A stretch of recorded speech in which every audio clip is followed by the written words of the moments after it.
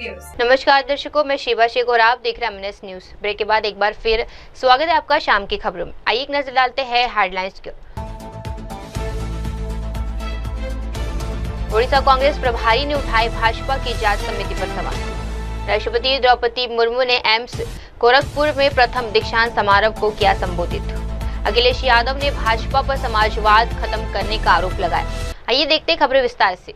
ओडिशा कांग्रेस प्रभारी ने उठाए भाजपा की जांच समिति पर सवाल। कांग्रेस के ओडिशा प्रभारी अजय कुमार लल्लू ने कोलकाता में हुई गैंगरेप की घटना की जांच के लिए भाजपा द्वारा गठित 4 सदस्यीय जांच समिति पर तीखा हमला बोला है। उन्होंने कहा, मैं प्रधानमंत्री नरेंद्र मोदी, गृह मंत्री अमित शाह और खासकर उन राज्यों के मुख्यमंत्रियों से सवाल करना चाहता हूँ कि ओडिशा जैसे राज्य में जहाँ मुख्यमंत्री ने खुद माना है कि पिछले 5 वर्षों में 64,000 से अधिक महिलाएं लापता है, वहाँ क्या किया जा रहा है।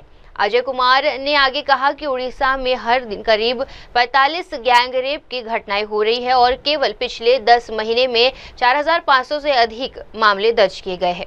मेरा सवाल भारतीय जनता पार्टी की सरकार से ये है, उनके राष्ट्रीय अध्यक्ष माननीय प्रधानमंत्री और गृह मंत्री से सवाल है, और खासकर उनके जो भी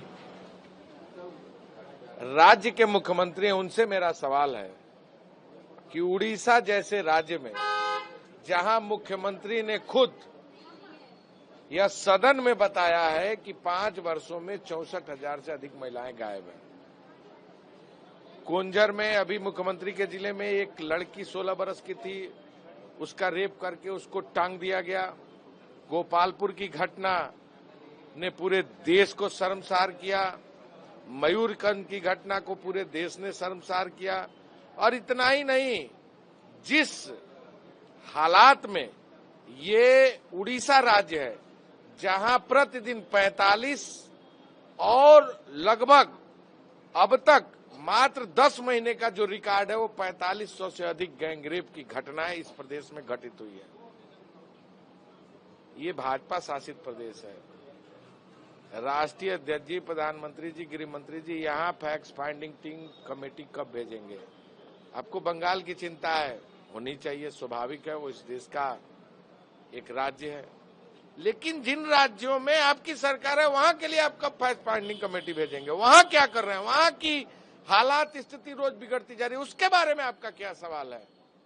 हमारे फैक्ट फाइंडिंग कमेटी 5 सांसदों का दल आया था, यहाँ गांव गांव गया, किस तरह यहाँ दुराचार की घटना, किस तरह निर्मम हत्या, किस तरह बलात्कार की घटनाएं हुई हैं, उसको पूरा उन्होंने कंपाइल किया है। और मैं समझता हूं कि ये भाजपा का चाल चरित्र और चेहरा पूरी तरह स्पष्ट है। भारतीय जनता पार्टी की सरकार महिलाओं की सुरक्षा में पूरी तरह फेल है। आइए बढ़ते हैं अगली खबर की ओर। राष्ट्रपति द्रौपदी मुर्मू ने एम्स गोरखपुर के प्रथम दीक्षांत समारोह को संबोधित किया। उत्तर प्रदेश के गोरखपुर में आयोजित अखिलेश भारतीय आयुर्विज्ञान संस्थान एम्स के प्रथम दीक्षांत समारोह को संबोधित करते हुए राष्ट्रपति द्रौपदी मुर्मू ने कहा, जब भी हम एम्स का नाम सुनते हैं हमारे मन में विशेष उच्चार, गुणवत्तापूर्ण स्वास्थ्य सेवा, उन्नति तकनीकी और संक्रमित डॉक्टरों की छवि उभरती है। एम्स भारत में स्वास्थ्य सेवा के शिखर का प्रतिनिधित्व करता है। राष्ट्रपति ने बताया कि एम्स नई आशा का प्रतीक है, चाहे वे चिकित्सा शिक्षा हो, इलाज हो, शल्य चिकित्सा तकनीकी हो या शीघ्र निंदा। एम्स ने आयुष और एलोपैथी दवाइयों के माध्यम से उपचार को अपनी प्रणाली के एकीकृत किया है, जिससे ये सेवा राष्ट्र के प्रति अपनी जिम्मेदारी का एक अनिवार्य हिस्सा बन गई है। एम्स गोरखपुर के इस प्रथम दीक्षांत समारोह में उपस्थित उत्तर प्रदेश की राज्यपाल श्रीमती आनंदीबेन पटेल जी, मुख्यमंत्री योगी आदित्यनाथ जी, केंद्रीय स्वास्थ्य और परिवार कल्याण राज्य मंत्री श्रीमती अनुप्रिया पटेल जी, संसद सदस्य Shri Ravi Kishan ji, president AIIMS Gorakhpur Shri Desh Deepak Verma ji, executive director major general doctor Vibha Datta ji, संकाय सदस्यगण, प्राध्यापकगण, सभी डॉक्टर्स और नर्सेस, गणमान्य अतिथियों, प्यारे विद्यार्थियों, देवियों और स्वजनों, नमस्कार। एम्स गोरखपुर के पहले दीक्षांत समारोह के विशेष अवसर पर आप सबके बीच आकर मुझे अत्यंत प्रसन्नता हो रही है। आज उपाधि प्राप्त करने वाली विद्यार्थियों को मैं बधाई देती हूँ। स्वर्ण पदक विजेताओं को मैं विशेष बधाई देती हूँ। आज का ये कार्यक्रम केवल एक आयोजन नहीं, शिक्षा, सेवा और समर्पण के मूल्यों के प्रति निष्ठा व्यक्त करने का महत्वपूर्ण अवसर है। मैं एम्स गोरखपुर के सभी डॉक्टर्स, नर्सेस, संकाय सदस्यों, विद्यार्थियों, अभिभावकों और कर्मचारियों को इस दीक्षांत समारोह में आयोजन के लिए बहुत बहुत बधाई देती हूँ। एम्स का नाम सुनते ही मन में विश्व स्तरीय इलाज, उत्कृष्ट चिकित्सा सुविधा, आधुनिक टेक्निक और समर्पित डॉक्टरों की एक छवि आंखों के सामने उभरती है। एम्स संस्थान भारत की चिकित्सा क्षमता के प्रतीक है। यहाँ हर मरीज को उम्मीद की नई किरण दिखाई देती है। एम्स ने भारत में चिकित्सा शिक्षा, अनुसंधान और उपचार के क्षेत्रों में उच्चतम मानक स्थापित किए हैं। चाहे सर्जरी की नई टेक्निकी हो, अर्ली डायग्नोस्टिक्स के उपकरण हो या फिर आयुष और एलोपैथी के समन्वय से बीमारियों का इलाज, एम्स ने नवाचार को अपने कार्यशैली का हिस्सा बनाया है। हम विश्वास के साथ कह सकते हैं कि देश का पहला एम्स स्थापित करने का जो उद्देश्य था, उसे पूरा करने में सभी एम्स संस्थान सफल रहे हैं। एम्स संस्थान आज गुणवत्ता, सेवा और नवाचार के केंद्र बन गए हैं। एम्स गोरखपुर इस परंपरा को सफलतापूर्वक आगे बढ़ा रहे हैं। इस संस्थान ने बहुत कम समय में शिक्षा, अनुसंधान और चिकित्सा सेवाओं के क्षेत्र में उल्लेखनीय प्रगति की है। यह संस्थान हर वर्ग के नागरिकों के लिए सुलभ और सस्ती स्वास्थ्य सेवाएं उपलब्ध करवा रहा है। इसीलिए मैं इस संस्था को बहुत बहुत धन्यवाद देती हूँ। चाहे कोई गरीब हो, ग्रामीणों हो या शहरी नागरिक, इस संस्थान में सबके लिए समान गुणवत्ता का इलाज उपलब्ध है। मुझे बताया गया है पूर्वी उत्तर प्रदेश, सीमावर्ती बिहार और नेपाल के लोगों के लिए उत्कृष्ट चिकित्सा सेवा के केंद्र के रूप में एम्स गोरखपुर प्रसिद्ध हो रहा है। इस अवसर में पर सभी डॉक्टर्स से कहना चाहूंगी, चिकित्सा लोगों की सेवा करने के साथ साथ देश की सेवा का माध्यम भी है। डॉक्टरों का समाज और देश के विकास में अत्यंत महत्वपूर्ण योगदान होता है। ये केवल रोग का इलाज नहीं करते, बल्कि एक स्वस्थ समाज की नींव भी रखते हैं। जब देश के नागरिक स्वस्थ होते हैं तो उनकी कार्य करने की क्षमता भी बढ़ती है और ये राष्ट्रों की उन्नति में भागीदारी बन सकते हैं। इसके लिए जरूरी है कि डॉक्टरों की सेवाएं ग्रामीणों और दूर दराज क्षेत्रों में भी उपलब्ध हो। देवियों और स्वजनों, गोरखपुर और देश के अन्य स्थानों पर एम्स की स्थापना इस उद्देश्य के साथ की गई है कि देश के हर कोने में उत्कृष्ट चिकित्सा, शिक्षा और स्वास्थ्य सेवाएं सुलभ हो। आज पूरे देश में अनेक एम्स कार्यरत है, जिनके द्वारा स्थानीय लोगों को उच्च गुणवत्ता की स्वास्थ्य सेवाएं मिल रही है। साथ ही स्वास्थ्य सेवा के क्षेत्र में रोजगार और शिक्षा के अवसर भी बढ़े हैं। विदेशों से भी मरीज भारत में इलाज के लिए आते हैं, क्योंकि यहाँ इलाज न केवल सुलभ है बल्कि गुणवत्तापूर्ण भी है। मेडिकल टूरिज्म को बढ़ावा देने में एम्स जैसे संस्थानों की निर्णायक भूमिका रही है। भारत में इलाज का खर्च अन्य के कई देशों की तुलना में बहुत ही कम है, जिसके कारण विदेशों से भी लोग इलाज के लिए यहाँ आते हैं। ये भारत का एक गौरव का गाथा है, बहुत खुशी की बात है। एम्स की पारदर्शिता, नैतिकता और अनुसंधान आधारित इलाज प्रणाली ने इसे वैश्विक मंच पर एक प्रतिष्ठान प्रतिष्ठित संस्थान बना रहे हैं। मुझे विश्वास है कि एम्स गोरखपुर सहित देश के सभी एम्स संस्थान भारत को एक वैश्विक चिकित्सा केंद्र के रूप में स्थापित करने में अग्रणी भूमिका निभाएंगे। प्यारे विद्यार्थियों, एक डॉक्टर का व्यवहार भी मरीज की मानसिक और शारीरिक स्थिति पर गहरा प्रभाव डालता है। आज आप डॉक्टर बन गए हैं। आप जब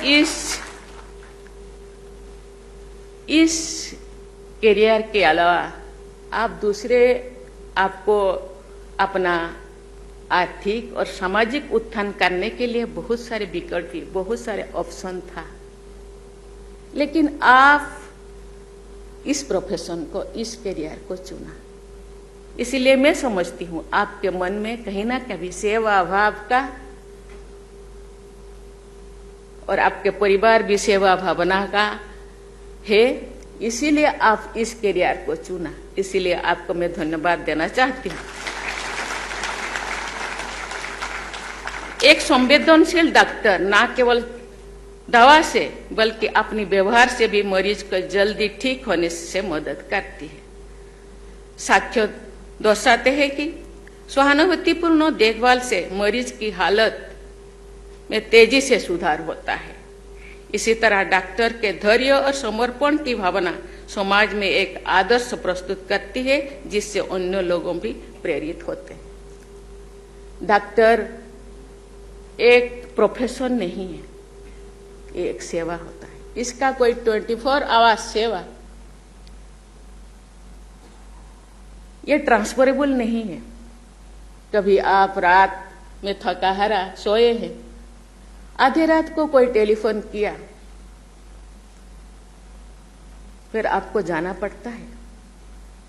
आप 2 घंटा काल सो सकते हैं, लेकिन आप आज जो सो जाएंगे तो एक जिंदगी चली जाएगी। आप खाने का एक निवाला लिए हैं, आपको कोई टेलीफोन आया तो शायद आप वो खाना खा के थोड़ा रेस्ट करके जाएंगे तो वो जिंदगी शायद नहीं रहेगा। इसीलिए ये एक इमरजेंसी सर्विस है। इसीलिए हमारे यहाँ अभी भी डॉक्टरों को भगवान मानते। हम भगवान को देखे नहीं, हम कभी सुने हैं, लेकिन चलते फिरते भगवान जिसके कदमों के नीचे अपने मरीजों को फेंक देते हैं कि डॉक्टर साहब इसको बचाओ, उनके पास कुछ आर्थिक व्यवस्था है कि नहीं, उनके पास कुछ है कि नहीं, आपको सोचना पड़ेगा और उसको जिंदगी को बचाना पड़ेगा। यही मानवता है, यही डॉक्टर है। इसी तरह डॉक्टर के धैर्य और समर्पण की भावना समाज के एक आदर्श प्रस्तुत करती है, जैसे कि अन्य लोगों को भी प्रेरित करते हैं। डॉक्टर्स को अनेक चुनौतियों का सामना भी करना पड़ता है, लेकिन एम्पैथी के महत्व को समझना आवश्यक है। मैं मेडिकल एजुकेशन से जुड़े सभी हितधारकों से भी अपील करूंगी कि भावी डॉक्टर्स को शुरुआत से ही एक ऐसा इकोसिस्टम प्रदान किया जाए जिसमें वे अपने कौशल के साथ साथ doctor patients communication, role of empathy in healing और ट्रस्ट बिल्डिंग जैसे विषयों के बारे में भी जाने और अपनी कार्यशैली में को अपनाएं। इसीलिए आप डॉक्टर बने हैं। बहुत सारे परिस्थिति का सामना करना पड़ता है, क्योंकि डॉक्टर होने के बाद आप कितना धनवान हुए, आप कितना सामाजिक सम्मान आपको मिला, लेकिन आप कोई पेशेंट, दरिद्र पेशेंट हो या कोई भी पेशेंट के चेहरे पे या उनके फैमिली के चेहरे पे जो मुस्कान आपको देखने को मिलेगा, शायद वो कोई अर्थ से उसको कंपेयर नहीं किया जा सकता है। जो सुकून मिलेगा, जो खुशी मिलेगा, जो चेहरा से मुस्कान से शायद वो खुशी शायद कोई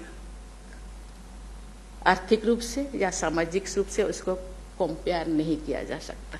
इसीलिए आप जो चुने हैं आपको धन्यवाद देना चाहती हूँ, लेकिन इस चीज को आपको जिंदगी भर निभाना है। तो आप जो, क्योंकि डॉक्टर का ऑफिशियली रिटायरमेंट होने के बाद डॉक्टर के भी रिटायर नहीं होते, जिंदगी भर ये सेवा आपको मिला है। इसीलिए आपके पेरेंट्स को आपको भी धन्यवाद देना चाहती हूँ। आप सेवा करते रहिए। और ये कहते हैं स्वास्थ्य ही संपदा, ये स्वास्थ्य रूपक संपदा लोगों को देते जाइए, आपको सुकून मिलेगा, आपके चेहरा पे खुशी मिलेगा और आप दुनिया में जीते रहेंगे, आपके नाम जीते रहेगा। आप रहे ना रहे, लेकिन आपके नाम दुनिया में गूंजते रहेगा। आपके करियर और जीवन में ये हमेशा याद रखें कि चिकित्सा केवल एक प्रोफेशन नहीं बल्कि मानवता की सेवा है। आज जहां भी कार्य करें, करुणा और ईमानदारी को अपने चिकित्सा का हिस्सा बनाएं। टेक्नोलॉजी इन मेडिसिन के बारे में तो आप सब जानते हैं। आज हम देख रहे हैं कि telemedicine, AI in diagnostic, robotic surgeries, variable health take जैसे तकनीकी चिकित्सा सेवा को बेहतर बना रही है। मुझे बताया गया है कि एम्स के द्वारा रोबोट असिस्टेड सर्जरीज और एआई बेस्ड कैंसर डिटेक्शन का उपयोग किया जा रहा है, जो चिकित्सा नवाचार के लिए भारत की तत्परता को दर्शाता है। एआई ड्रिवन हेल्थ केयर में एथिक्स, डेटा प्राइवेसी और ह्यूमन टच बनाए रखने पर भी विचार करना आवश्यक है। प्यारे विद्यार्थियों, आप आज जिस मुकाम पर पहुंचे हैं ये आपकी मेहनत और दृढ़ संपर्क का परिणाम है, लेकिन आपकी सफलता में आपके माता पिता और आपके शिक्षकों की भूमिका में आप कभी कमी नहीं है, आप उसको भूलना नहीं है। ऐसी मैं आशा करती हूँ। साथ ही मैं आप सभी से अपेक्षा करती हूँ कि आप अपने ज्ञान का उपयोग केवल अपने करियर में आगे बढ़ने के लिए ना करें, आप समाज के उन वर्गों के लिए भी कार्य करें जिन्हें चिकित्सा सेवाओं की सर्वाधिक आवश्यकता है। कई ग्रामीणों तथा आदिवासी क्षेत्रों में वंचित समुदायों के लिए अब भी उच्च स्तर की स्वास्थ्य सेवाएं की कमी है। इस एम्स संस्थान किस परिकल्पना के साथ, किस भावना के साथ बनाया गया है, मैं चीफ मिनिस्टर के साथ जो बात कर रही थी मैंने सुनी। एक ऐसे वाला बीमारी जो 1 से 15 साल के बच्चों, जो गरीब बच्चों, क्योंकि उनके पास ना रहने का, ना खाने का, ना स्वच्छता का कुछ व्यवस्था था, उन बच्चों को हो रहा था। मैंने सुना वो बीमारी अभी खत्म हो गया है। इसलिए इस संस्था को बहुत बहुत धन्यवाद। मुझे विश्वास है कि आप इस बारे में विचार करेंगे और ऐसे क्षेत्रों और लोगों के लिए अच्छे स्वास्थ्य सेवा की दिशा में कार्य करेंगे। मैं आशा करती हूं कि आप सब अपने कार्य से एम्स गोरखपुर और देश का नाम रोशन करेंगे। आप सभी के उज्जवल भविष्य के लिए मैं अनंत शुभकामनाएं देती हूँ। धन्यवाद। जय हिंद, जय भारत।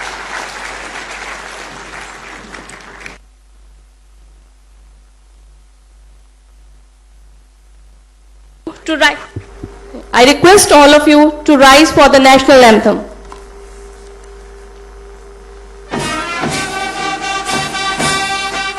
आइए बढ़ते हैं अगली खबर की ओर। अखिलेश यादव ने भाजपा पर समाजवाद खत्म करने का आरोप लगाया। लखनऊ में सपा प्रमुख और पूर्व मुख्यमंत्री अखिलेश यादव ने आरएसएस द्वारा संविधान की प्रस्तावना में समाजवादी और धर्मनिरपेक्ष शब्द की समीक्षा की मांग को कड़ा विरोध जताया है। उन्होंने कहा कि भाजपा और आरएसएस समाजवाद को खत्म करना चाहते हैं, क्योंकि समाजवाद समानता और न्याय की विचारधारा है जो सभी के लिए बराबरी का अधिकार सुनिश्चित करती है। अखिलेश यादव ने स्पष्ट किया कि समाजवाद भारत के संविधान का मूल्य हिस्सा और इसे हटाने की संशोधित करने का प्रयास देश के लोकतांत्रिकी और समाज न्याय के लिए खतरा है। उन्होंने भाजपा पर आरोप लगाया कि वे समानता के खिलाफ और अपने स्वार्थ के लिए संविधान की भावनाओं को कमजोर करना चाहते हैं। ये मुझे नहीं पता कि भारतीय जनता पार्टी के लोग क्या कह रहे हैं, क्योंकि इस प्रतिष्ठित संस्था में हम लोग राजनीति नहीं कर सकते हैं, लेकिन संविधान और लोकतंत्र की बात कर सकते हैं। भारतीय जनता पार्टी जब सीधे सीधे आरक्षण के खिलाफ नहीं बोल पा रही है, आरक्षण को खत्म करने के लिए नहीं बोल पा रही है, क्योंकि उन्हें वोट का डर है, इसीलिए पीछे से वो समाजवाद को खत्म करने की बात कर रही है। समाजवाद हमें आर्थिक गैर बराबरी से लड़ने का मौका देता है। समाजवाद से ही सामाजिक न्याय के राज की स्थापना होगी। ये बाबा साहब भीमराव अम्बेडकर जी के संविधान में जो आरक्षण मिला है, जो आरक्षण हमारे और आपको मिला है, जिसकी वजह से हम लोग समाज में बराबरी पे आ गए हैं, ये उन्हें तकलीफ है। तो सीधा सीधा बाबा साहब भीमराव अम्बेडकर जी का आरक्षण नहीं खत्म करना चाहते हैं, पीछे से समाजवाद के खिलाफ बोलना चाहते हैं। समाजवाद का मतलब हुआ कि हमारी आर्थिक गैर बराबरी और सामाजिक जो गैर बराबरी थी, जो आरक्षण से खत्म हो रही थी, उसके खिलाफ लोग हैं। ये आरक्षण के खिलाफ लोग हैं, इसीलिए समाजवाद के खिलाफ लोग हैं। जो लोग समाजवाद के खिलाफ लोग हैं वो संविधान के खिलाफ लोग हैं, और जो संविधान के खिलाफ लोग हैं वो भारत के शानदार लोकतंत्र के खिलाफ लोग हैं, और ये कम्युनल रास्ता अपनाना चाहते हैं। आइए बढ़ते हैं अगली खबर की ओर। मुख्यमंत्री देवेंद्र फडणवीस ने समिति के अध्ययन की जानकारी दी। महाराष्ट्र के मुख्यमंत्री देवेंद्र फडणवीस ने कहा है कि राज्य में प्राथमिक शिक्षाओं में हिंदी भाषा को शामिल करने के संबंध में एक समिति गठित की गई है। उन्होंने बताया, हमने एक समिति बनाई है जो इस विषय पर अध्ययन करेगी और जल्द ही अपनी रिपोर्ट सरकार को सौंपेगी। इसका उद्देश्य ये देखना है कि प्राथमिक स्तर पर हिंदी भाषा शिक्षा कैसे प्रभावी ढंग से शुरू की जा सकती है। पहली बात तो यह है, उनका हिंदी को विरोध है, हमारा हिंदी को विरोध नहीं है। इस देश की किसी भी भाषा को हमारा विरोध नहीं है, हिंदी को तो बिल्कुल हमारा विरोध नहीं है। लेकिन जहां तक हिंदी को कंपलसरी सिखाने का सवाल है, तो इस संदर्भ में जो निर्णय हुआ था, उन्हीं के कार्यकाल में कमेटी बनी थी, उस कमेटी में उनके उपनेता भी थे, उसी कमेटी ने निर्णय लिया था, उस निर्णय को कैबिनेट ने उनके ही स्वीकारा था। तो ये पलटी लेना, पलट जाना, ये उनकी आदत है, वो हमेशा पलटते रहते हैं। यानी पलटू राम, ये नाम उनके लिए बहुत सही है। तो ये पलटू राम वाली काम का उन्होंने कार्रवाई की है, और दो भाई साथ में आए तो हमको क्या फर्क पड़ता है। मैं तो कहता हूँ, दो भाई साथ में आए, चाय पिए, नाश्ता करे, भजिए खाए, खाना खाए, स्विमिंग करे, टेनिस खेले, बहुत अच्छी बात है। सर, कल के जीआर के रद्द निर्णय के बाद जो है विरोधियों की ओर से लगातार सत्ता पक्ष पर निशाना साधा जा रहा है। कहा जा रहा है कि आखिरकार सरकार ने यू टर्न ले लिया, सरकार हमारे सामने झुक गई। देखिए, ये झुकने वाली सरकार नहीं है, इस सरकार को कोई झुका नहीं सकता। ये जनता के हित में निर्णय लेने वाली सरकार है, लोकतंत्र में लोगों की आवाज को सुनने वाली सरकार है। इसलिए जब कई लोगों ने इस पर संदेह व्यक्त किया कि ये जो निर्णय है, ये निर्णय विद्यार्थियों के हित का है या नहीं है, तो हमने एक कमेटी तैयार की है। कमेटी तय करेगी निर्णय हित का है या नहीं है। अगर है तो किस प्रकार से है, नहीं है तो किस प्रकार का निर्णय लेना चाहिए, उसके बाद हम निर्णय लेंगे। बाकी इनको छोटी मोटी चीज़ों में अगर जीत का एहसास मिलता है तो लेने दीजिए, चुनाव में तो हारते ही है। आइए बढ़ते हैं अगली खबर की ओर। टी राजा सिंह ने भाजपा की प्राथमिक सदस्यता से इस्तीफा दिया। तेलंगाना के विधायक टी राजा सिंह ने भाजपा की प्राथमिक सदस्यता से इस्तीफा दे दिया है।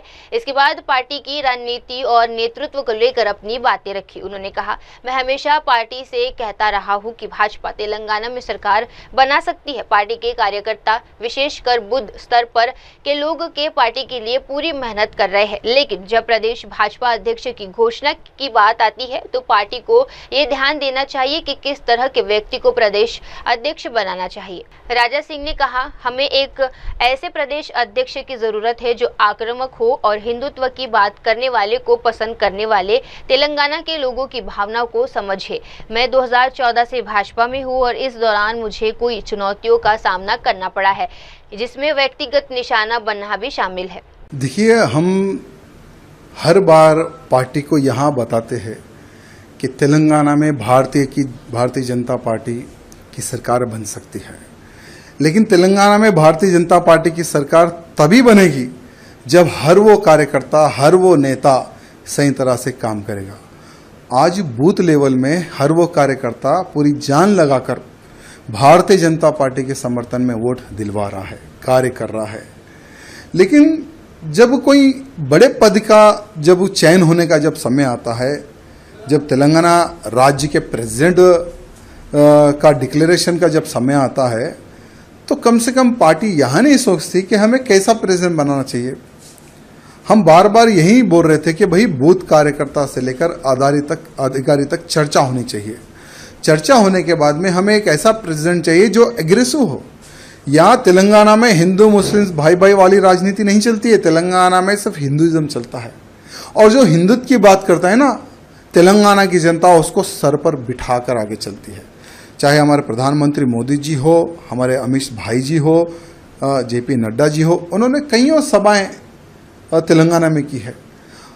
हर सभा में हजारों की संख्या में, लाखों की संख्या में उनकी सभाओं में कार्यकर्ता आते हैं यहाँ सुनने के लिए कि देश धर्म समाज के लिए आज भारतीय जनता पार्टी क्या कर रही है और क्या करेगी।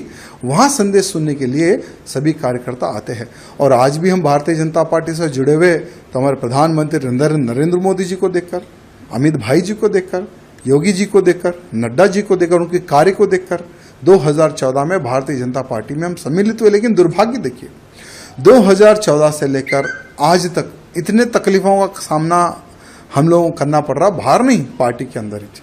मेरे कॉन्स्टिट्यूंसी को टारगेट करना, मेरे जिले को टारगेट करना, मुझे टारगेट करना, आखिर कितने साल तक मैं सहूं इनका जुल्म।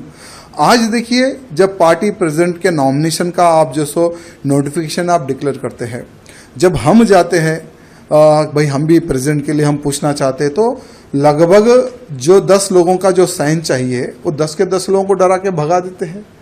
यानी ऑलरेडी ये लोग जो डिसाइड कर लिए उसको हम प्रेसिडेंट बनाएंगे, ऐसा ये लोग डिसाइड कर लिए। हम क्या चाहते हैं, तेलंगाना की जनता प्रधानमंत्री मोदी जी के मार्गदर्शन पर चलने को तैयार है, अमित शाह जी के मार्गदर्शन पर चलने को तैयार है। योगी आदित्यनाथ जी को एक आइडल मारती है जनता यहाँ की। लेकिन दुर्भाग्य क्या है, हम ऐसे काम करेंगे जो प्रेसिडेंट कोई काम ही ना करे, कोई निर्णय ना ले। हम जो बोले प्रेसिडेंट वही काम करेगा, उठो बोलो तो उठो, बैठो बैठो बैठो, ऐसा ही प्रेसिडेंट का अगर आप चयन करेंगे तो कोई कार्यकर्ता पार्टी में काम नहीं करेगा। हमारा भी दम घुट रहा है, इसलिए हमने राम राम किया है आज पार्टी को। लेकिन एक बात है, भले हम बीजेपी पार्टी में रहो या ना रहो, लेकिन मोदी जी के, योगी जी के, अमित भाई जी के हम कट्टर समर्थक रहेंगे। और बिना पार्टी में रहे हम मोदी जी के कार्यों को, अमित शाह जी के कार्यों को, योगी जी के कार्यों का हम प्रचार करते रहेंगे, भले हम पार्टी में रहो या ना रहो। ये कार्यकर्ताओं की डिमांड है।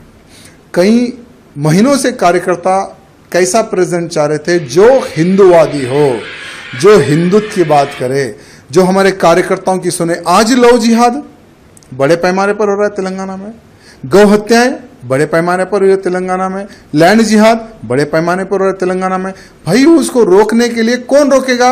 लोग बोलते हैं कि भारतीय जनता पार्टी के अलावा कोई नहीं रोक सकेगा। भारतीय जनता पार्टी की सरकार आएगी तो ही तेलंगाना का हिंदू सुरक्षित रहेगा। लेकिन भारतीय जनता पार्टी की सरकार कैसे आएगी? क्योंकि कुछ जो लोग हैं ना, जो एक नाग की तरह पार्टी को घेर कर बैठे हैं, कुछ लोग, ये कुछ लोगों का इलाज जब तक केंद्र के जो हमारे अधिकारीगण हैं, जब तक ये कुछ लोगों का इलाज नहीं करेंगे ना, ठीक है, आज चलो हम तो पार्टी को छोड़ दिए, हमारा कोई वजूद था ना है ना रहेगा, हम एक हिंदू कार्यकर्ता हैं। भले राजनीति से हटकर हम हिंदुत्व का कार्य करते हैं और आगे भी हम हिंदुत्व का प्रचार और हिंदुत्व की सेवा हम करते रहेंगे, लेकिन उन कार्यकर्ताओं का विचार करने की आवश्यकता है जो एक विश्वास के तौर पर भारतीय जनता पार्टी से जुड़े हुए हैं।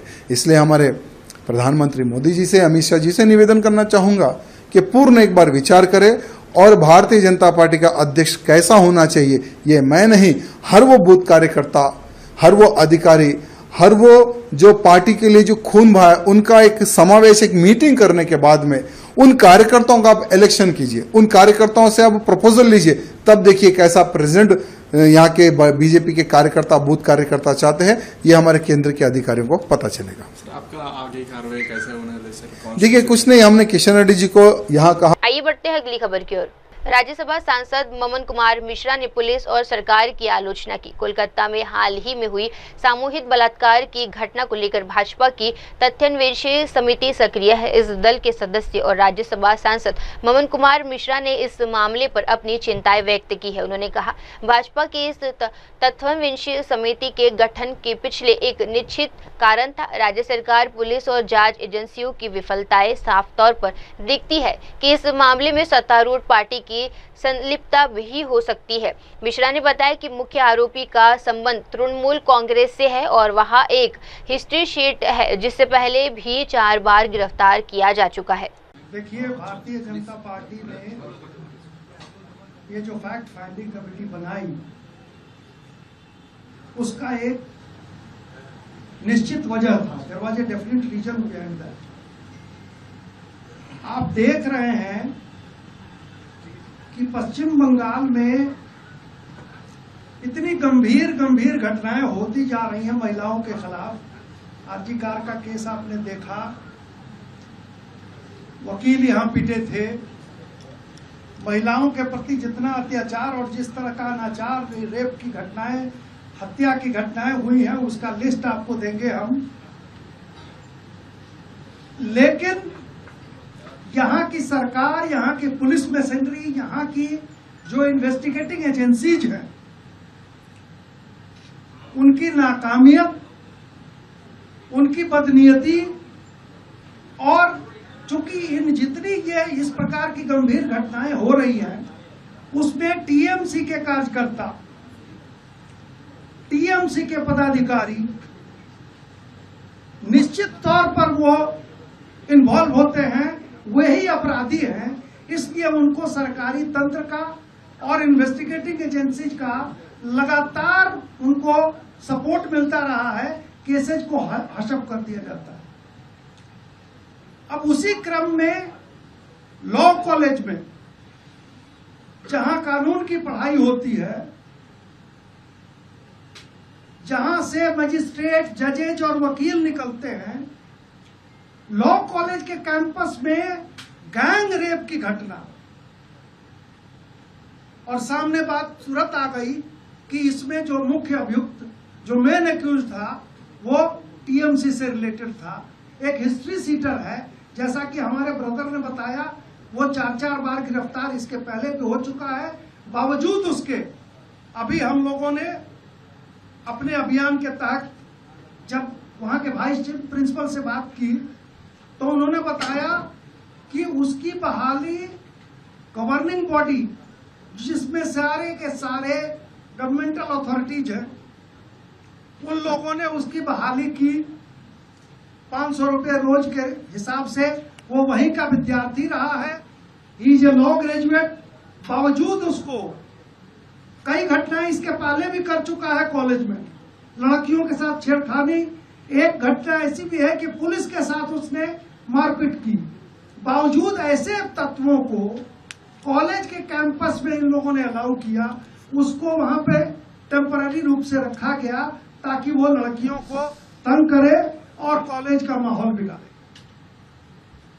तो अभी तक हम लोगों ने सीपी से बात की, अभी हम लोग कोशिश करेंगे, हालांकि जितनी दिक्कत हम लोगों को हुई यहाँ वाइस प्रिंसिपल से मिलने देने में पुलिस ने जितनी अड़चनें पैदा की, अब प्रेस के लोगों ने भी देखा होगा, बहुत मशक्कत के बाद हम लोग वहां जा सके। लेकिन हम लोग ये प्रयास करेंगे कि पीड़िता से या पीड़िता के परिवार वालों से भी, उनसे भी हम मिले। लेकिन जो हमारी सूचना है, हमें जो इन्फॉर्मेशन है, उनसे नहीं मिलने दिया जा रहा है। पुलिस ने उनको कहीं छुपा दिया। तो स्थिति जहां ऐसी है, तो पुलिस का जो भी इन्वेस्टिगेशन हो रहा है, उस पर हम बहुत ज्यादा भरोसा नहीं कर सकते। पता नहीं पीड़िता या उसके परिवार पर कोई दबाव है, उनको सही बात बोलने से मना किया जा रहा है, उनको सामने क्यों नहीं आने दिया जा रहा है, ये समय बताएगा। लेकिन हम अपने रिपोर्ट में जो सच्चाई है वो लिख के देंगे। अब स्थिति जो पश्चिम बंगाल की है, हमारे बड़े भाई नेताजी ने बताया, जो हमारे टीम के लीडर हैं, कि महिलाएं, आम जनता आपके पश्चिम बंगाल में पूरी तरह असुरक्षित है, कोई सुरक्षित नहीं है। आइए बढ़ते हैं अगली खबर की ओर। मीनाक्षी लेखी ने बंगाल में महिलाओं के खिलाफ अपराध पर सवाल उठाए हैं। कोलकाता में भाजपा तथ्यवंशी टीम की सदस्य और सांसद मीनाक्षी लेखी ने महिलाओं के खिलाफ अपराधों को बढ़ते मामलों के लेकर कड़ा सवाल उठाया है। उन्होंने कहा, मूल प्रश्न ये है कि एक ऐसे राज्य में जहां एक महिला मुख्यमंत्री है, वहां महिलाओं के खिलाफ अपराध क्यों बढ़ रहे हैं। ये समाज मातृसत्तात्मक है जहां देवी दुर्गा की पूजा होती है, फिर भी क्या वर्तमान सरकार इस समस्या को गंभीरता से ले रही है। लेखी ने आगे बताया कि पुलिस आयुक्त के साथ हुई बातचीत में ये स्पष्ट कर दिया गया है कि भाजपा विपक्षी दल नहीं बल्कि जनता के प्रतिनिधि के रूप में कार्य कर रही है। मूल प्रश्न आज यही है कि जिस राज्य की मुख्यमंत्री महिला है, वहां पर बार बार महिलाओं के साथ इस प्रकार की अव्यवस्थित शासन क्यों मिल रहा है और इस प्रकार के जघन्य अपराध क्यों हो रहे हैं। मेरे पास आज का एक वीडियो है और वो आज ही का वीडियो है। मैं आपके बीच दिखाना चाहती हूँ कि एक तरफ हमारे यहाँ आर्ट के कॉलेज के अंदर एक महिला डॉक्टर के साथ जघन्य अपराध होता है, दूसरी तरफ वकालत पढ़ती हुई छात्र के साथ अपराध होता है। और मैं खुद एक महिला वकालत की छात्र रही हूँ, तो मुझे लगता है कि छात्रों को सबसे सुरक्षित अपना कॉलेज का कैंपस दिखाई देता है। और अगर आप अपने कैंपस में जहाँ पढ़ने के लिए जाते हैं, जहाँ आप अपना भविष्य बनाने के लिए जाते हैं, वहीं पर अगर आप सुरक्षित महसूस नहीं करते तो पब्लिक प्लेसेस की क्या स्थान होगी, ये हम सोच सकते हैं। आज का वीडियो है स्यूरी पंचायत का। ये देखिए, अगर आप फोकस कर पाए तो स्यूरी पंचायत की पंचायत अध्यक्ष, उसके कपड़े खींचे जा रहे हैं सड़क के ऊपर। आप बंगाल की अस्मिता को नग्न कर रहे हैं। इस प्रकार की अभद्र चीजें अगर बंगाल के अंदर हो रही हैं, तो बंगाल की अस्मिता कहाँ गई? आज मैं ये प्रश्न पूछना चाहती हूँ। आज मैं ये प्रश्न पूछना चाहती हूँ कि लगातार एक ऐसा स्त्री प्रधान प्रदेश जहाँ पर दुर्गा जी की पूजा की जाती है, जिसको स्त्री क्षेत्र, देवी क्षेत्र के नाम से जाना जाता है, वहां पर महिलाओं के साथ बढ़ती हुई आपराधिक घटनाओं के प्रति यहाँ का शासन कुछ करने वाला है या कि नहीं करने वाला है। आज पुलिस कमिश्नर से बातचीत के दौरान हमने कहा कि हम विरोधी पक्ष नहीं बल्कि जनता के पक्षधर हैं। हम जनता के बेहतरी और बेहतर शासन की कामना करते हैं। हम चाहते हैं कि यहाँ की व्यवस्था एकत्र होकर एक कोई ऐसा पोर्टल बनाए जहां पर रोज समीक्षा हो, महिलाओं के विरुद्ध जितने भी उनके अधिकारों का आक्षेप हो रहा है, ऐसे में उनके विरुद्ध जो भी अपराध हो रहे हैं उस पर तुरंत कार्रवाई की जाए। क्या यहाँ का प्रशासन ये करेगा? क्या यहाँ का प्रशासन ये निश्चित करेगा कि आर्ट कॉलेज की तरीके से जिस प्रकार उन लोगों को छोड़ दिया गया था एक लाइफ इम्प्रिजन के माध्यम से, इस केस के अंदर इन्वेस्टिगेशन ठीक होगी और जिन अपराधियों ने इस प्रकार का अपराध किया है उनके खिलाफ दंड सख्त से सख्त और लाइफ इम्प्रिजनमेंट नहीं बल्कि डेथ पेनल्टी नियुक्त होगी। क्योंकि ये गैंग रेप का मामला है, ये एक ऐसा मामला है जिसमें वेंजेंस दिखाई देती है, जिसमें दिखाई देता है कि उस षड्यंत्र के द्वारा इन्होंने उसको वीडियोग्राफ भी किया ताकि जिंदगी भर उस लड़की को मोलेस्ट कर सके, उसको ब्लैकमेल कर सके, उसको शर्मिंदा कर सके। वो एग्रेवेटेड सर्कमस्टांस है और हर ऐसी एग्रेवेटेड सर्कमस्टांस के अंदर सख्त से सख्त कार्रवाई होनी चाहिए। और महिलाओं के खिलाफ जितना काम यहाँ पर हो रहा है उसमें कहीं ना कहीं अपराधीकरण राजनीति का हो गया है और राजनीतिक अपराधीकरण के चलते यहाँ तक कि शिक्षा का अपराधीकरण हो गया है। मेरे से पूर्व मेरे मित्रों ने आपको जैसे बताया कि अपॉइंटमेंट्स क्रिमिनल्स के हो रहे हैं कॉलेजेस के अंदर, वहां पे पुलिस वेरिफिकेशन नाम की कोई चीज है या नहीं।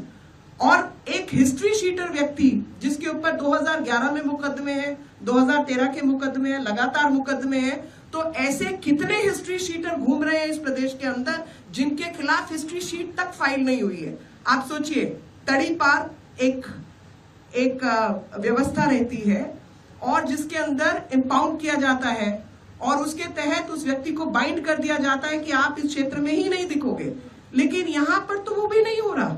और ऐसा व्यक्ति जो लगातार इन अपराधों में सम्मिलित है उसकी हिस्ट्री शीट तक नहीं बनी, आज तक वो खुला घूम रहा है और खुला घूम के सरकारी जो फंड से चलने वाला कॉलेज है उस सरकारी फंड से कॉलेज के अंदर उसको 500 रुपया डेली वेजर के रूप में भी मिल रहा है, उसका अंदर आना जाना है और साथ में उसको तनख्वाह भी दे रही है सरकार। और अव्यवस्था नाम की तो ये हालत है कि एसएटी करके इन्होंने एक नियम बना दिया है जिसमें अनियमित तरीके से कैसे इन्होंने लोगों को घुसाना है, अपने कार्यकर्ताओं को वो ये घुसा रहे हैं, इसलिए शिक्षा का भी अपराधीकरण इन्होंने किया है। So what we need to understand it, at every level there is a governance failure, and that governance failure is that criminalization of politics has happened and their accommodation into educational institution is established. It is established that all these people get appointed as ad hoc teachers sometimes, as ad hoc staff sometimes, and in violation of all the regularizations, whether under the Bar Council rules or under the Education Ministry rules. They have violated every provision to accommodate criminals, and those criminals are the political representative of the current government. That is where the problem lies, and it is under these circumstances there is a complete governance failure on the part of the state government, and that is happening under a female chief minister, which is something I am questioning, and I'm sure rest of the public is questioning the same, that how come women are insecure when a woman chief minister is leading the governance structure. At every level there is failure, and we have seen it in the past that the criminals are not getting punished and people who are criminals are getting appointed into the educational institutions. And I'm sure it is with every professional college. There has to be a complete revamp, and there has to be a portal where women can directly report their case, and there has to be a committee. In addition to this, I was very surprised when I got to know that NCW team visited and NCW team was not given access, which is very surprising. In our case, I'm glad that we had Manaji with us. Bar Council of India approval is needed for every law college to function, and because of his presence, at least the vice principal had to come and speak to us. We are not disclosing the conversation what we had, but we also have a couple of questions, and one question is that the documents which have been made public and which are in public domain, they are trying to hide the identity of the criminals. And they are, you know, the law is that you have to protect the identity of victim, but hiding the identity of criminals is something I have not heard of. आइए बढ़ते हैं अगली खबर की ओर। पृथ्वीराज चौहान बोले, जनता के विरोध के बाद सरकार को झुकना पड़ा। महाराष्ट्र में पहली कक्षा से हिंदी भाषा को अनिवार्य किए जाने के फैसले पर विवाद लगातार गहराता जा रहा है। इस बीच कांग्रेस के वरिष्ठ नेता और महाराष्ट्र के पूर्व मुख्यमंत्री पृथ्वीराज चौहान ने इस मुद्दे पर बड़ा बयान दिया है। चौहान ने कहा, महाराष्ट्र में पहली कक्षा से हिंदी अनिवार्य करने के फैसले के खिलाफ जनता ने आवाज उठाई है। कांग्रेस पार्टी ने भी अपना रुख साफ कर दिया है कि हम हिंदी अनिवार्य करने के खिलाफ है। सरकार ने अंततः अपना फैसला वापस ले लिया है। जो हिंदी को अनिवार्य किया गया था पहली क्लास से, उसके खिलाफ महाराष्ट्र की जनता ने आवाज उठाई कि पहली क्लास से 3 भाषाएं सिखाना, जबकि हमारे पास कोई पर्याप्त साधन नहीं है, शिक्षा पे हम पर्याप्त खर्च नहीं कर रहे हैं, तो ये सब गलत होगा। तो एक काफ़ी बड़ा जन आंदोलन खड़ा हुआ। कांग्रेस पार्टी ने अपनी भूमिका स्पष्ट की थी कि ये हम हिंदी की अनिवार्यता के खिलाफ है। जब जन आंदोलन को देखते हुए सरकार ने ये बात स्वीकार की है और उसको ड्रॉप कर दिया है, क्योंकि सरकार का पूरी धारणा थी कि ये चुनावी मुद्दा बन जाएगा और इसलिए ये मुद्दा छोड़ दिया है। जनता की जीत हुई है। आइए बढ़ते हैं अगली खबर की ओर। पूरी रथ यात्रा में भगदड़ पर कर्नाटक कांग्रेस एमएलसी हरिप्रसाद का भाजपा सरकार पर हमला। पूरी रथ यात्रा के दौरान मची भगदड़ की घटना ने पूरे देश को झंझोर कर रख दिया है। इस मामले पर कर्नाटक कांग्रेस एमएलसी बीके हरिप्रसाद ने भाजपा सरकार और मुख्यमंत्री पर तीखा हमला बोला है। बीके हरिप्रसाद ने कहा, भाजपा हमेशा हर परिस्थिति का रणनीतिक लाभ उठाने की कोशिश करती है। हजारों साल से चल रही रथ यात्रा में ऐसा पहले कभी नहीं हुआ। इस पूरी जिम्मेदारी मुख्यमंत्री की है और उन्हें तुरंत इस्तीफा दे देना चाहिए। भारतीय जनता पार्टी हर चीज में राजनीतिक लाभ लेना कोशिश करता है, यही होता है गलत। जो हजारों साल से जो रथ यात्रा चलता है, कभी ऐसा नहीं हुआ था। ये लोग जो राजनीतिक कारण करने से ये सब गड़बड़ हुआ है, पूरा जवाबदारी सीएम मुख्यमंत्री लेना है, तुरंत इस्तीफा देना चाहिए। सर, उनका कहना है कि जो अभी ऐसा पता चल रहा है कि जो सरकार को एक्सेप्ट नहीं कर पा रहे, जो 25 साल से गुलामी का जो आदत पड़ा हुआ है अधिकारी लोग, ऐसा कुछ नहीं है। देखिए, सरकार सरकारी होता है, 25 साल हो 50 साल हो, जवाबदारी पूरा मुख्यमंत्री का है और जो राजनीति करने का कोशिश किया उसका नतीजा यही होता है।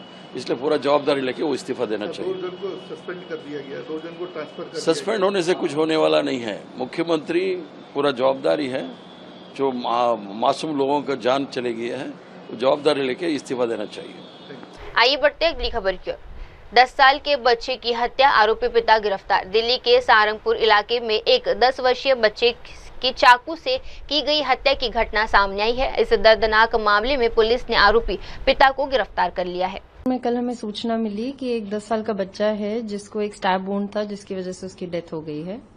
तो उसमें जो अक्यूज है उसके फादर, उनको अरेस्ट कर लिया गया है। क्या वजह क्या निकल के सामने आ रही है, क्यों हत्या करी पिता ने?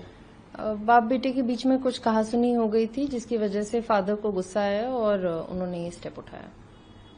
आइए बढ़ते हैं अगली खबर की ओर। उपाध्यक्ष धनखड़ ने राष्ट्रीय हित को दलित राजनीति के ऊपर रखा। भारतीय के उपराष्ट्रपति जगदीप धनखड़ ने राष्ट्रीय हित को दलित राजनीति से ऊपर रखने का संदेश दिया है। उन्होंने कहा, जब हम विदेश यात्रा करते हैं तो वहां कहीं सत्ताधारी या विपक्षी नहीं होता, हम केवल भारत का प्रतिनिधित्व करते हैं। धनखड़ ने आगे बताया कि ये कदम दिखाता है कि भारत के लिए राष्ट्र सर्वोच्च है और भारतीयता हमारा गौरव है। उन्होंने कहा, जब भी भारत की बात होती है तो हम विभाजित नहीं होते। देश के भीतर राजनीतिक मतभेद होते हैं, लेकिन कोई व्यक्तिगत दुश्मनी नहीं होती। ये एक शक्तिशाली संदेश है जिसे सभी को समझना चाहिए।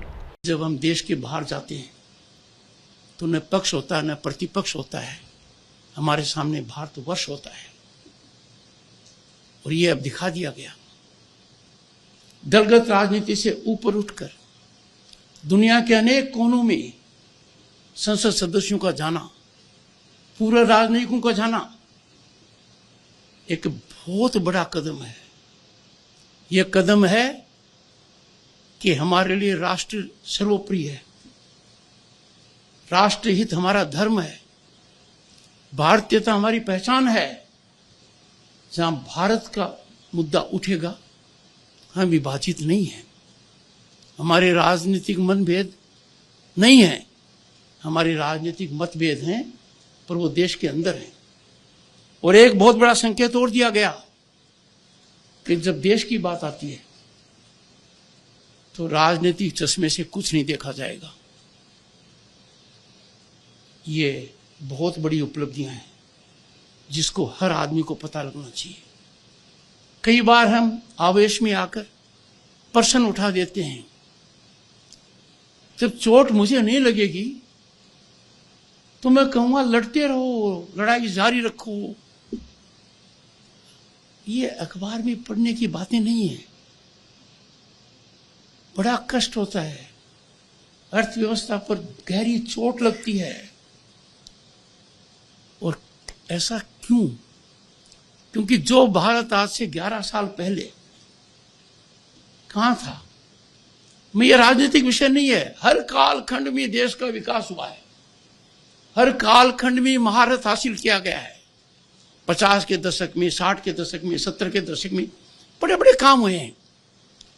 पर जब इस कालखंड की बात करते हैं तो इसका अर्थ कदापि नहीं निकाला जाए कि किसी और कालखंड से तुलना कर रहे हैं।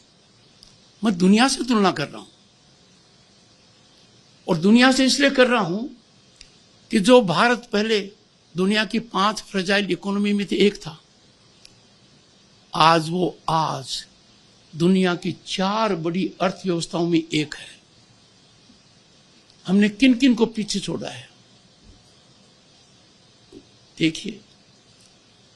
कुछ ही समय इंतजार कीजिए, Japan, Germany, UK, Canada, Brazil सब हमसे पीछे। ऐसी छलांग लगी है कि गत दशक को दुनिया क्या कहती है? दुनिया कहती है कि पिछला दशक अर्थव्यवस्था के हिसाब से, उसकी प्रगति के हिसाब से भारत ने जो प्रगति की है वो किसी और बड़े देश ने नहीं की है। आइए बढ़ते हैं अगली खबर की ओर। पटना में भारी बारिश का कहर। पटना में लगातार हो रही भारी बारिश से जनजीवन को पूरी तरह अस्त व्यस्त कर दिया है। ताजा मामला सामने आया है पटना जंक्शन रेलवे स्टेशन से, जहाज स्टेशन के बाहर जल प्रभाव की स्थिति बन गई है। जल प्रभाव के चलते यात्रियों को स्टेशन तक पहुंचने में भारी दिक्कतों का सामना करना पड़ रहा है। सड़कों पर पानी भरने से रिक्शा, ऑटो और अन्य वाहन नहीं चल पा रहे हैं, जिससे यात्रियों को पैदल ही घुटनों तक भरे पानी में चलकर स्टेशन पहुंचना पड़ रहा है।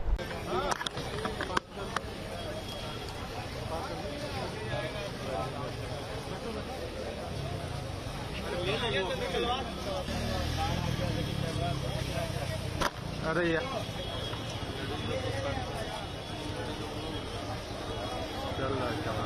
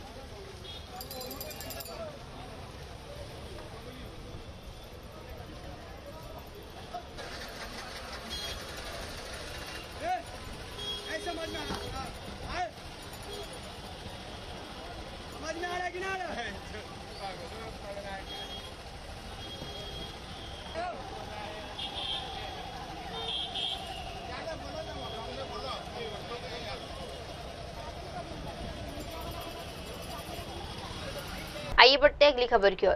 राजधानी में ऐसा हो सकता है तो बाकी राज्य का क्या? बोले प्रसन्ना आचार्य। उड़ीसा के बीएमसी के अतिरिक्त आयुक्त रत्नाकर साहू पर कथित हमले के बाद राजनीति और प्रशासनिक हलकों में हड़कंप मच गया है।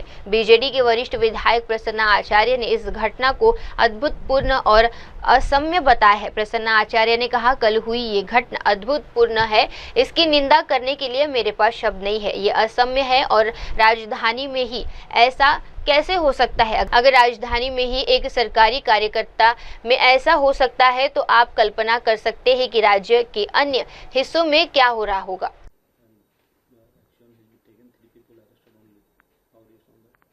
This is quite unprecedented incident that happened yesterday, and I have no word to condemn this. This is unpardonable. And how this could happen in the capital itself? If this could happen in a government office in the capital itself, you could well imagine what is happening in other part of the state. And this has created sharp reaction not only amongst the government officials but amongst the people at large. And the reaction is all over the country. So this is condemnable, and government should immediately take action. All the culprits should be taken into task. All the culprits should be booked immediately. And not only the people who are directly involved, but the brain behind all these things should also be taken into task. And government should create a cohesive situation for the government officials to work. So this is unprecedented, and I have no words to condemn this. And Odisha CM also given assurance to take actions on that. Though you see, the Honorable Chief Minister is giving assurances in all such matters, but no visible concrete action is taken. What happened in Puri 2 days back? What action the government has yet taken? Only transferring to high-level officials. No other step has been taken as yet. So only verbal assurances is not enough. Government should be seen to be taken action, and there is no action as yet. Only in this incident, what happened yesterday in a government office in broad daylight, only 3 people have been arrested so far. But what about others? And particularly the people who are behind all these things, they should also be taken into task. Only verbal assertions is not going to do. So if you want a high-level inquiry? Certainly. If the state government officials are not safe in their own offices, and in particular in the state capital, how do you expect them to work smoothly and impartially? I fail to understand how the government will run, how the administration will run. If hooliganism, gundaism is taking place in broad daylight in government offices, and government is failing to protect its own officials, you can well imagine what is the condition of the common people on the street. So nobody is safe under this government. Every day there is report of molestation. Every day there is report of rape. Every day there are reports of dacoity, loot. And government has no control over the law and order situation. So it is a complete failure of law and order situation on the part of the government. The citizen, the common citizen of the state are not feeling safe. Yesterday's incident is only a reflection of all these things. The government should take it seriously. Only verbal assurances by the government is not enough. People want concrete action to be seen. This is a very, very unfortunate situation. And it tells upon the law and order situation. And there has been reaction not only all over the state, but all over the country. So we condemn this, and we expect the government to take immediate, concrete, visible action against the culprits. आइए बढ़ते हैं अगली खबर की ओर। अमरनाथ यात्रा से पहले सुरक्षा सतर्क। जम्मू कश्मीर में इस साल की अमरनाथ यात्रा को लेकर सुरक्षा तैयारियां तेज कर दी गई है। यात्रा शुरू होने से पहले बालाटाल बेस कैंप पर सुरक्षा बलों की भारी तैनाती की गई है। 3 जुलाई को अमरनाथ यात्रा बालटाल और पहलगाम दोनों पारंपरिक मार्गों से शुरू होगी। प्रशासन ने सुरक्षा के लिहाज से इस बार व्यापक इंतजाम किए हैं। बालटाल बेस कैंप पर सीआरपीएफ, सेना और जम्मू कश्मीर पुलिस के जवान लगातार निगरानी रखे हुए हैं। ड्रोन से इलाके की निगरानी बम विरोधक दस्ते और QRT यानी क्विक रिएक्शन टीम भी सक्रिय है।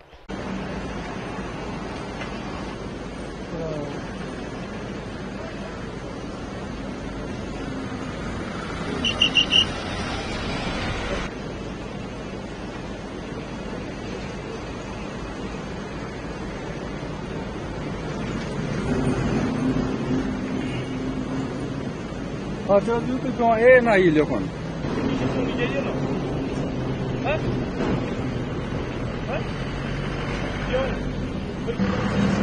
मेरे भाई साहब जब परमिशन नहीं है तेरे पास तो क्या लेने जा रहा है?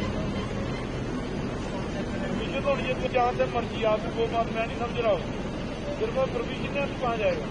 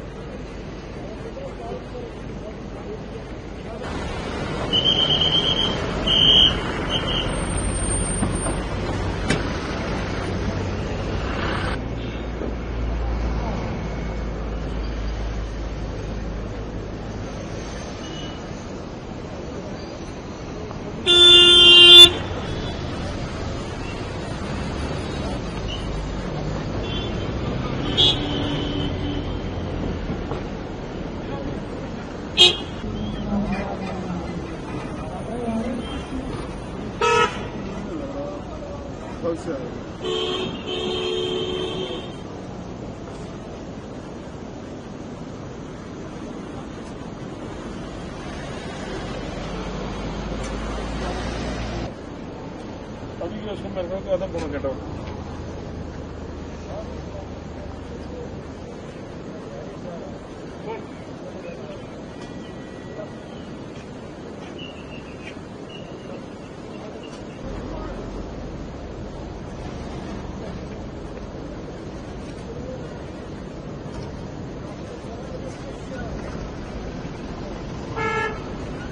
साइड कर दूंगा। बीच बीच में देखो कौन है कौन नहीं, परमिशन है इनके पास नहीं है। बहुत ठीक है।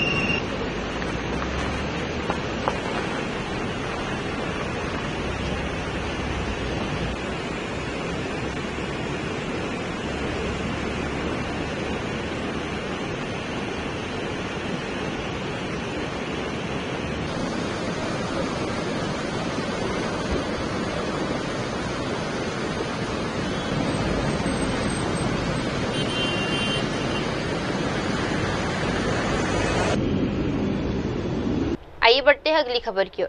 अयोध्या में सरयू नदी उफान पर। उत्तर प्रदेश के अयोध्या में लगातार हो रही भारी बारिश ने एक बार फिर सरयू नदी के जलस्तर को खतरे के निशान के करीब पहुंचा दिया है। बारिश के चलते सरयू घाट का नजारा पूरी तरह बदल गया है।